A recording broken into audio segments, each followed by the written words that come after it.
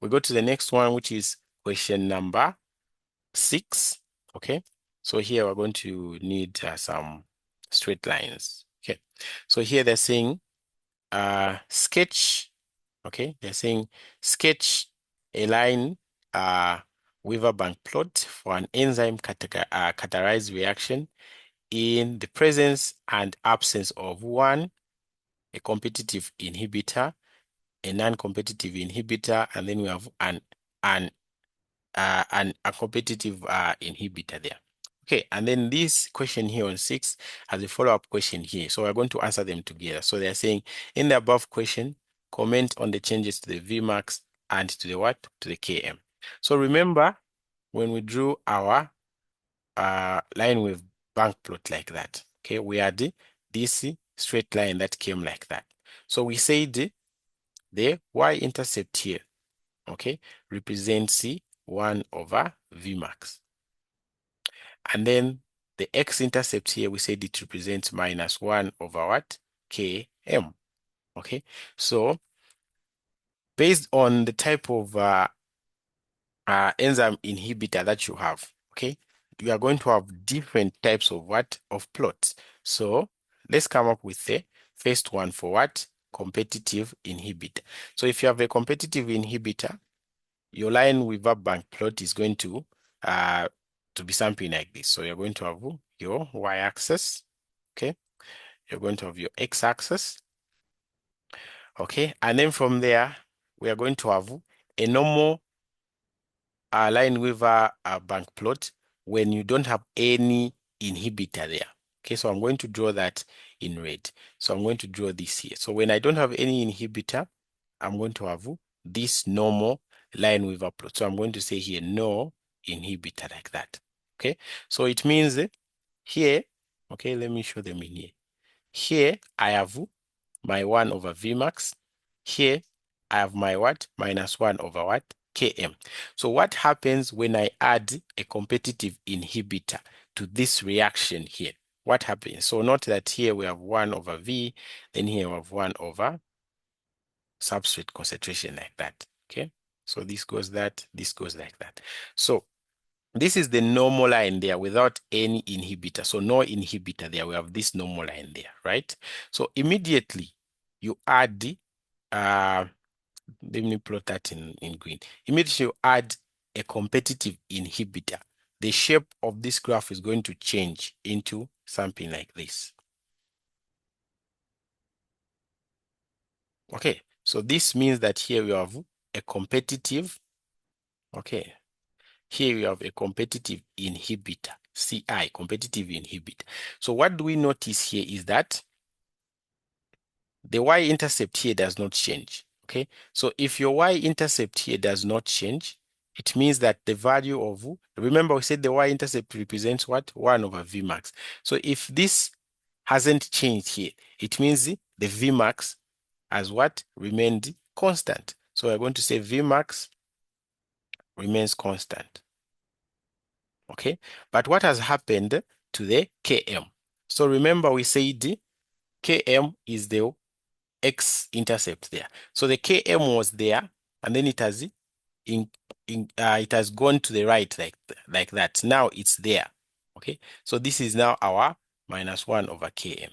So if my value has gone to the right like that, okay, what has happened to the Km?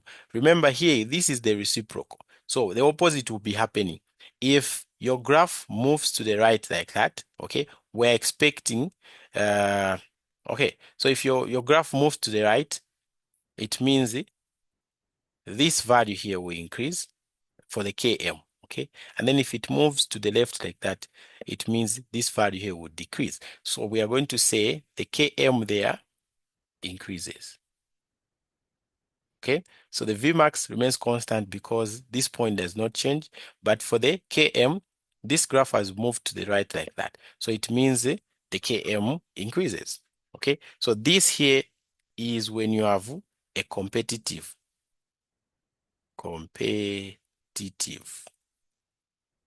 inhibitor. So if you have a competitive inhibitor, then you expect something like that to happen. Okay, what about when we have a non-competitive inhibitor. So your plot is going to look something like that. So you have your y as usual, you have your x like that. Okay, so we are saying this here is 1 over substrate concentration, and then there we have 1 over what? V. So first of all, we are going to draw a normal line, okay, when we have no inhibitor. So when we have no inhibitor, we're just going to have a normal curve like that. Okay, so this will be no inhibitor. Okay, then once we introduce a non-competitive inhibitor, okay, once we introduce a non-competitive inhibitor, this is what is going to happen.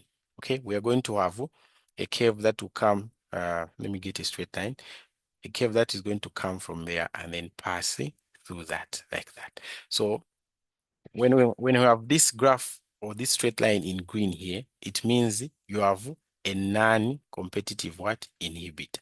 So let us notice what has happened. Okay, so you had your 1 over Vmax there. It has moved up. It's now there. Okay, and then there where you have your x-intercept, which represents 1 over Km like that, it has remained the same. So from there, we're going to conclude that the Km is constant. Okay, but what has happened to the Vmax? Okay, what has happened to the Vmax? So since here, okay, this point here represents 1 over Vmax, remember? Okay, and this is a positive value as opposed to this negative value there. So if this value has gone up like that, okay, if this value has gone up, then what does it mean to the Vmax there? Okay, so let's say, for example, this was 2. Okay, let's find the Vmax there. If I have Vmax there, and then this point here was 2, okay, so it means when I find the Vmax here, Vmax will just be equals to 1 over 2, okay? And then if it goes up like that to that point, let's say it has gone up to 4, okay, so it will be 1 over Vmax there is equals to what? To 4. So what will happen here is that the Vmax value will just be 1 over 4. So what has happened from this Vmax to this Vmax? We see that the Vmax has what? Decreased. Okay, because it is a what? A positive value here as opposed to what happened to this minus 1 over Km. So we are going to say here Vmax decreases. Okay, so that's what we are going to conclude there. So the Km remains constant in the presence of a non-competitive what? Inhibitor, but the Vmax decreases. All right, so now let's talk about the last scenario there that we can have. So the last scenario that we can have is when we have uncompetitive what? Inhibitor. So we are going to draw our y as usual, and then our x, okay? So it means here we have 1 over V, and then there you have your what? You have your 1 over substrate concentration like that. All right, so the first thing we're going to draw there is the normal line when we have no inhibitor. So no inhibitor, we're going to draw this line there. So we're going to say there we have no inhibitor, okay? And then once we introduce an uncompetitive inhibitor, notice what will happen. Okay, so a non-competitive inhibitor, it means there is no competition with this first one. So it will just be like that. Need to get a straight line. So it will just be like that. To be parallel to the one that has no inhibitor at all. Okay, so we're going to say this green line here is an, okay, is an competitive inhibitor like that. Okay, so you see these two lines, the red one and the green one are just what? Parallel. So what has happened? Remember, this was the Vmax, this was the Km. Okay, so this Vmax has moved up, just like it did here. It has moved up. So it means the Vmax there decreases.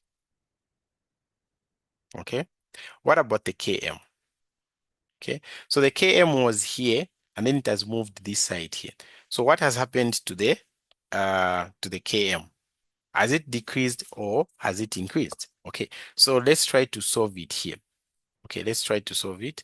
So I'm going to say, for example, this here is -2, and then there it's what? -4. So remember we said at the x-intercept, it's just 1 over Km. So let's find the Km at this first point. So that first point is going to be equals to -2.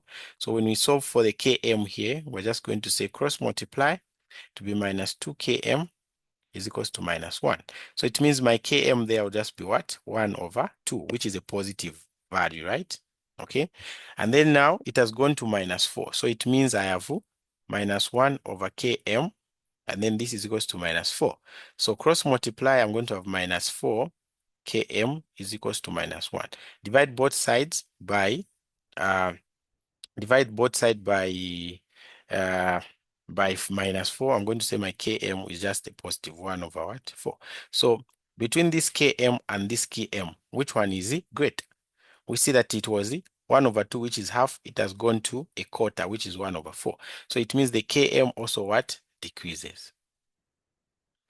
All right, so it means we are done with question 6 and simultaneously with what? Question 7. Okay, we have plotted all the line-weaver bank plots for these situations that we have here, and we've also commented on what happens to the Vmax and the Km. Right, so you can also check out the written solutions there. Okay, so thank you so much for watching this video.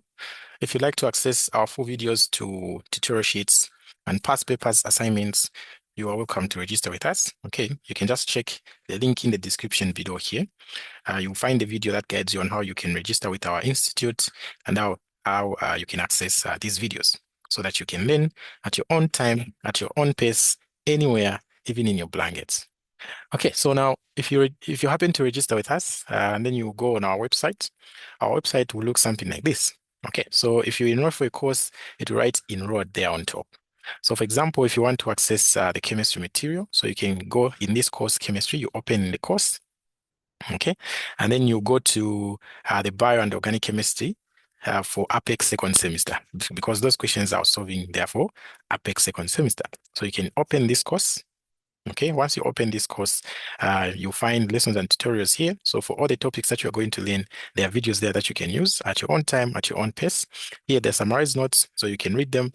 And then here, that's where you are going to find the tutorial sheets, videos, and the assignment videos. Okay, so we have both written solutions and the video solutions. If you want past papers, you come to this folder here. You're going to find the past papers. So let's check out this folder for the tutorial sheets and the assignments. So if you open this folder for the tutorial sheets and the assignments, okay, you're going to see that you have different intakes here. So depending on your intake, that's what you open. So I'll give an example for the 2025 July intake. So if you open this intake, you're going to find the solutions here. Okay, so you can see assignment 1 here in full written solutions. You can see it's a PDF. Assignment 2, full written solutions are here.